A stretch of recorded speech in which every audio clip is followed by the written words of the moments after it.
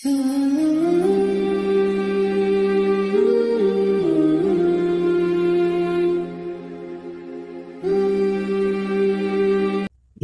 ৭৭টি শাখা আছে।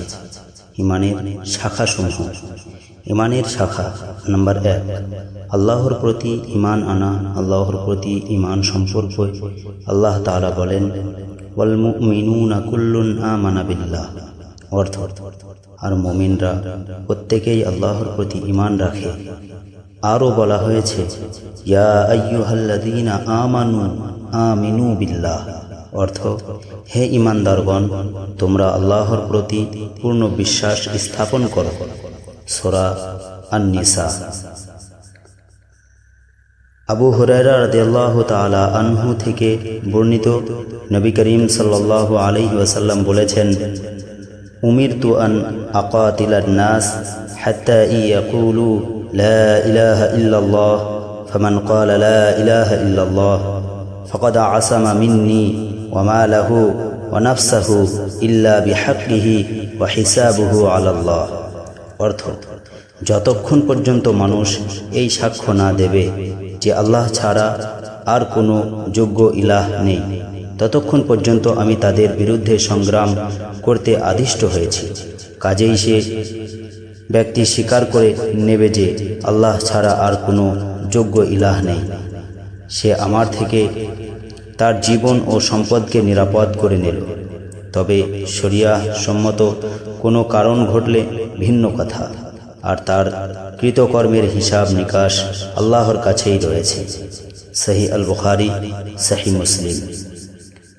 ইমানের শাখা নাম্বার ২, ফেরেশতাদের প্রতি ইমান আনা। ফেরেশতাদের প্রতি ইমান দৃঢ় বিশ্বাস পোষণ করা যে আল্লাহ তাআলা অসংখ্য ফেরেশতা রয়েছেন। তিনি তাদেরকে নূর অর্থাৎ জ্যোতি হতে সৃষ্টি করেছেন। সৃষ্টিগতভাবে তারা আল্লাহর অনুগত। তারা কখনো আল্লাহর আদেশের অবাধ্য হন না, বরং যা আদিষ্ট হয় তা তাৎক্ষণিক পালন করবেন। তারা দিবারাত্রি আল্লাহর তাসবিহ অর্থাৎ পবিত্রতা বর্ণনায় রত, কখনো ক্লান্ত হন না। তাদের সংখ্যা আল্লাহ তাআলা ব্যতীত কেউ জানে না।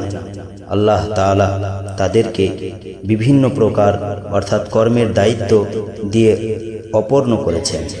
আল্লাহ তাআলা বলেন, কুন আমানা বিল্লাহি ওয়া মালাইকাতিহি ওয়া কুতুবিহি ওয়া রুসুলিহি, অর্থ সকলেই বিশ্বাস রাখেন আল্লাহর প্রতি, তার ফেরেশতাদের প্রতি, তার গ্রন্থসমূহের প্রতি এবং তার রসুলগণের প্রতি। সূরা আল বাকারা, আয়াত ২৮৫। জিবরাইল আলাইহিস সালামের প্রসিদ্ধ হাদিসে আল্লাহর রাসূল সাল্লাল্লাহু আলাইহি ওয়াসাল্লাম বলেন, আনি তুমিনা বিল্লাহি ওয়া মালাইকাতিহি ওয়া কিতাবিহি ওয়া লিকাইহি ওয়া রুসুলিহি ওয়া তুমিনা বিল বা'সি ওয়া তুমিনা বিল কদরি কুল্লি। ঈমান হলো আল্লাহর প্রতি এবং তার ফেরেশতাদের, তার কিতাবসমূহের, তার রসুলগণ ও পুনরুত্থান দিবসের প্রতি এবং ভাগ্যের ভালো মন্দের প্রতি ঈমান আনা। বুখারী ও মুসলিম। ইমানের শাখা নাম্বার ৩, আসমানি কিতাবসমূহের উপর ঈমান আনা। ঈমানের দ্বিতীয়, তৃতীয় ও চতুর্থ শাখা হচ্ছে ফেরেশতা, আল্লাহ প্রদত্ত কিতাবসমূহ এবং নবী ও রসুলগণের উপর ঈমান আনা। আল্লাহ তাআলা ইরশাদ করেন, ওয়াল মুমিনুনা কুল্লুন আমানা বিল্লাহি ওয়া মালাইকাতিহি ওয়া কুতুবিহি ওয়া রুসুলিহি, অর্থ এখন সকল মুমিন আল্লাহর ফেরেশতা, কিতাবসমূহ এবং নবীদের উপর ঈমান আনে। সূরা আল বাকারা, আয়াত ২৮৫।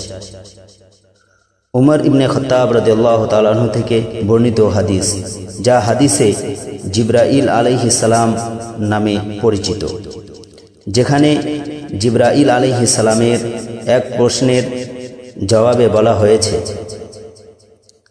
আল ঈমানু আন তুমিনা বিল্লাহি ওয়া মালাইকাতিহি ওয়া কুতুবিহি ওয়া রুসুলিহি, অর্থ, ঈমান হচ্ছে আল্লাহ, ফেরেশতা, তার কিতাবসমূহ ও রসুলগণের উপর ঈমান আনায়ন করা। বুখারী। কিতাবসমূহের উপর ঈমান আনার সাথে সাথে আল কোরআনের উপর ঈমান আনাকে বিশেষভাবে গুরুত্ব দেওয়া হয়েছে।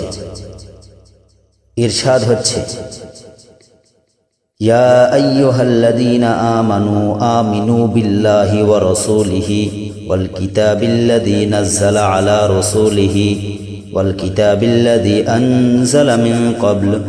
অর্থ, হে ঈমানদারগণ, তোমরা আল্লাহ ও তার রসুলের প্রতি ঈমান আনো এবং সেই কিতাবের অর্থাৎ কোরআনের প্রতিও যা তার রসুলের উপর নাজিল করেছেন, সেই সাথে আগে যেসব কিতাব নাজিল হয়েছিল সেগুলো প্রতিও। সূরা আন-নিসা আয়াত 136। ঈমানের শাখা নাম্বার 4, রসুলগণের প্রতি ঈমান। ইহা ঈমানের রুকনসমূহের একটি রুকন, যার প্রতি ঈমান আনা ছাড়া কোনো ব্যক্তির ঈমান পরিপূর্ণ হবে না। রসুলগণের প্রতি ঈমান হল মনে প্রাণে ও দৃঢ় বিশ্বাস করা যে আল্লাহ পৃথিবীতে অনেক রসুল প্রেরণ করেছেন, যাদেরকে তিনি তার রিসালাত প্রচারের জন্য নির্বাচন করেছেন। তারা তার রিসালাত পৌঁছানোর ব্যাপারে যথাযথ দায়িত্ব পালন করে গেছেন, কোনো ত্রুটি ও কোনো প্রকার অবহেলা করেননি। যারা তাদের অনুসরণ করবে তারা হিদায়াত অর্থাৎ সঠিক পথ পাবে, আর যারা তাদের অনুসরণ করবে না তারা পথভ্রষ্ট হবে। তারা স্বীয় উম্মতকে কল্যাণের উপদেশ দিয়েছেন, যা সহ প্রেরিত হয়েছেন তার কোনো অংশ পরিবর্ধন ও গোপন না করে স্বজাতির উপর হুজ্জাত পক্ষ বিপক্ষের দলিল কায়েম করেছেন। আমরা যাদের নাম জেনেছি আর যাদের নাম জানতে পারি নাই, সকলের প্রতি ঈমান আনব।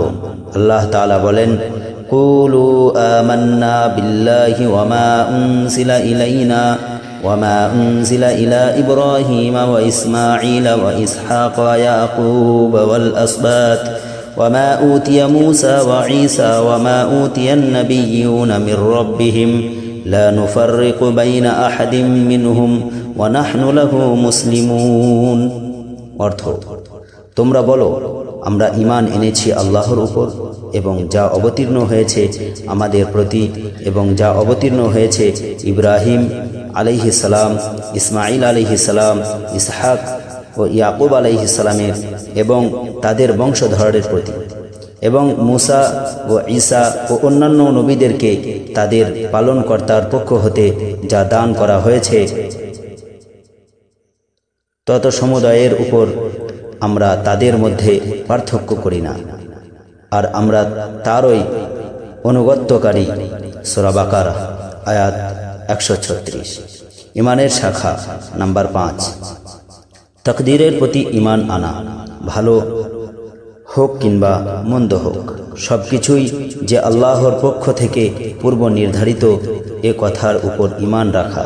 আল্লাহ তাআলা ইরশাদ করেন, কুল কুল্লুম মিন ইনদিল্লাহ।